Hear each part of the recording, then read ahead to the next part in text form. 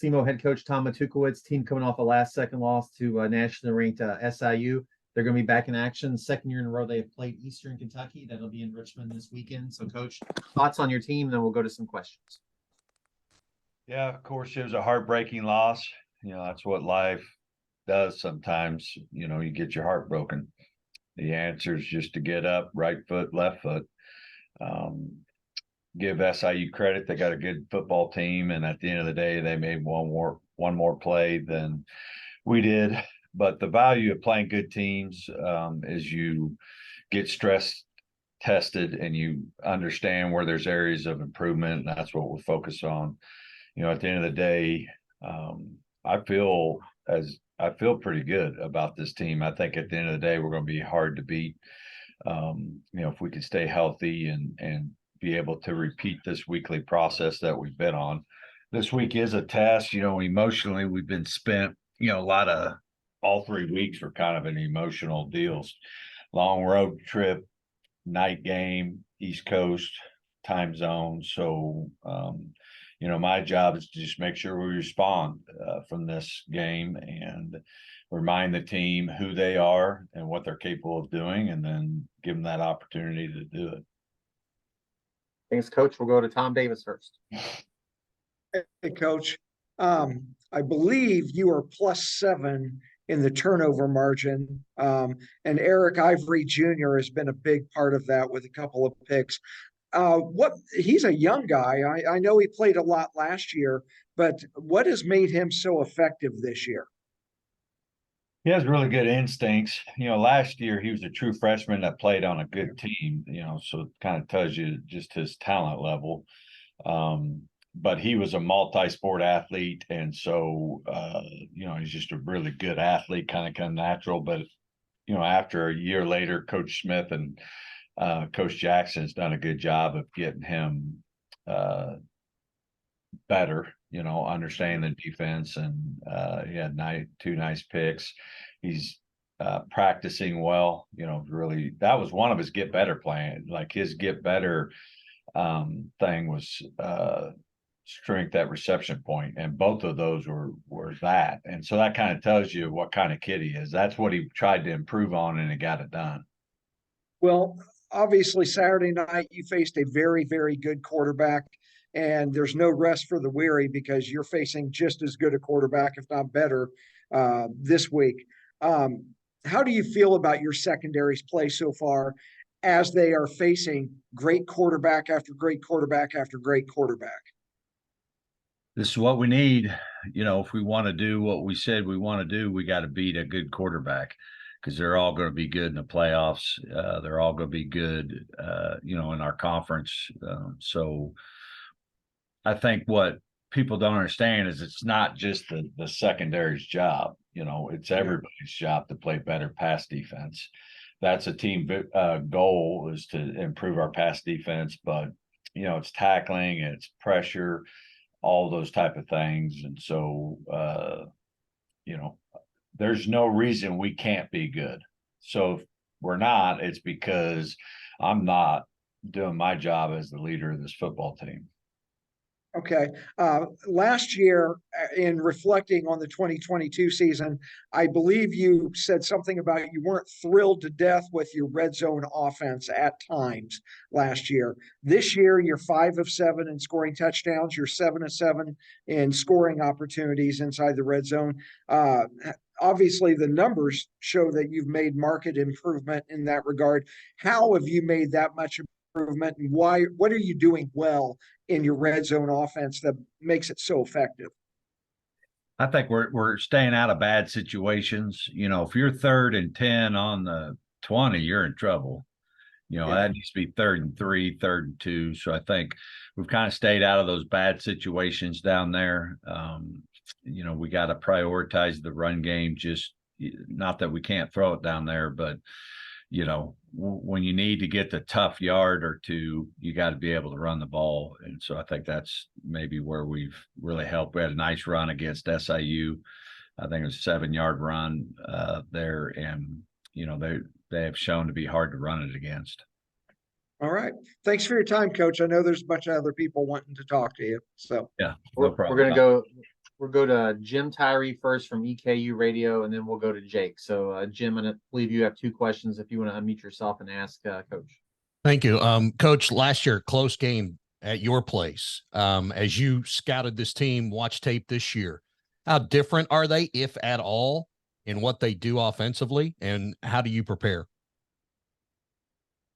They feel the same way. I think the quarterback gets a lot of talk, but this would be the biggest offensive line we've played. K-State maybe same as, but I mean, this is a really big O-line. This is not an Ohio Valley Conference offensive line. This is a big O-line. And then they have balance. The running backs are All-American. Number 3 is a punt return All-American. It's got great wiggle. So I just think they got balance, so you could say, hey, you got to stop the pass. Well, they could beat you other ways too. So that just is kind of what makes them hard. And flip the coin to defense. What do you think? Are they much different? I know they lost some on the offensive line from what you saw last year, but are they much different as you scouted them on defense? No, pretty similar. They structurally, they're the same, schematically, player wise,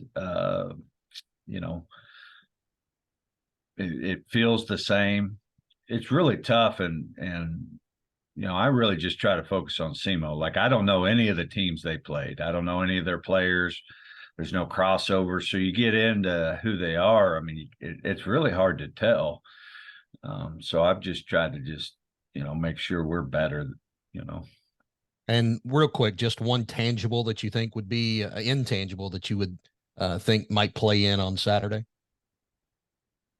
Well, we've really struggled in the third quarter. Even back in 2022, we've given up the most points in the third quarter, and we've scored the least amount of points in the third quarter.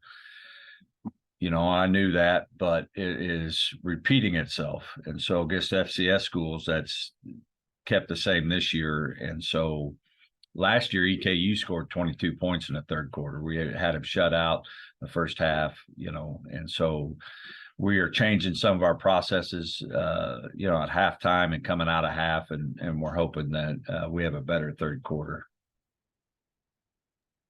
We'll go to Jake from WSIL next. Morning, Coach. How are you? I'm awesome.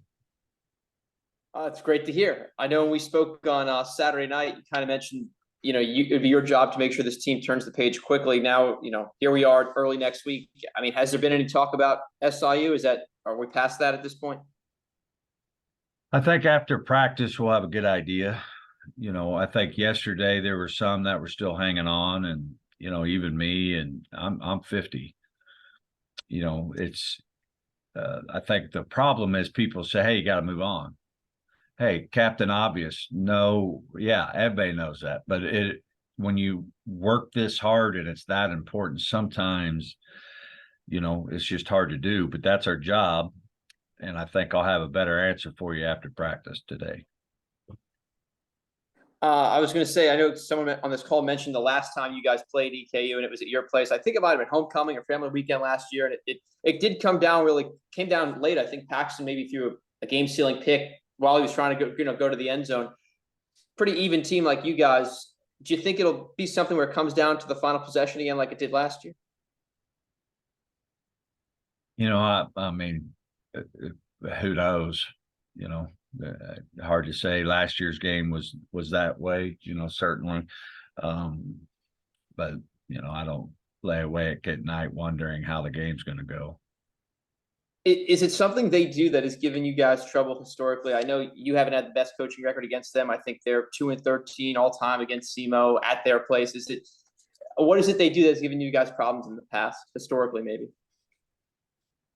They having better players than us would probably be up there, top 1 or 2. But there are ways to overcome that, right? I mean, just because they have better talent doesn't mean they're going to win every game, right? Statistically, you're going to win more than you lose when you got better players. I think they were just farther along. They have a history of winning and all those type of things. So they just had a better program.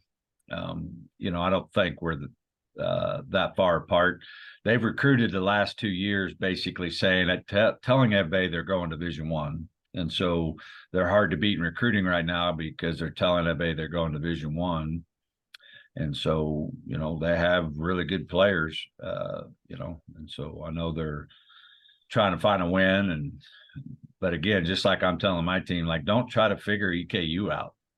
Try to figure out how to get yourself better. Because if you get better and a bunch of us get better, then our team gets better, and that's going to give us the best chance to beat EKU, You mentioned a few minutes ago that pass defense. You said every level of your defense needs to play better in that. But I'm looking here. I'm pretty sure you guys have forced 8 turnovers in 3 games, and I know that was something coming into the year that the defense, especially the secondary, told me that they wanted to create more turnovers. I think you told me they had a plan. I think you said there's a plan in place to do that. 8 turnovers in your first 3 games. That's a pretty healthy number. I mean, is that where you thought? That's above what I thought.